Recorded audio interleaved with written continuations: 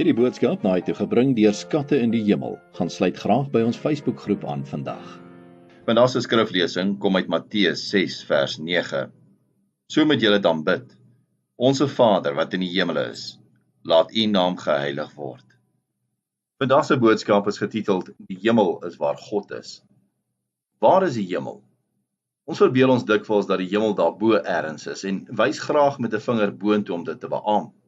En wie is ons nou om met die rugbyspelers en alle sportmanne te stry as hulle na 'n 3 boontoe wys? Wanneer ons egter na ons Vader in die hemel verwys, beteken dit nie dat ons God verban het na die verste uithoeke van die heelal nie.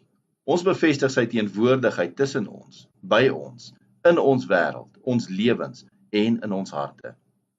Jesus het dikwels na die koninkryk van God gepraat as hier by ons en nie as 'n abstrakte plek ver van ons af nie. Die hemel is waar God is, waar sy liefde en vrede regeer en waar liefde en goedheid en genade gedei. Daar proe ons 'n stukkie hemel op aarde. Dit beteken egter nie dat God slegs teenwoordig is waar vreugde en geluk heers nie.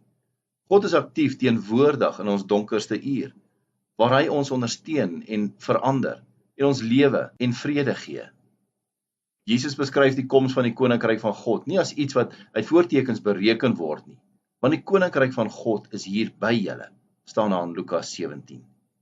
Kom ons bid saam. Ons hemelse Vader, 'n konstante teenwoordigheid, is my troos en vreugde, selfs in moeilike tye en tye van eensaamheid en verlies. Dankie dat U die koninkryk naby aan U kinders hier op aarde gebring het. Ons bid dit in Jesus naam. Amen.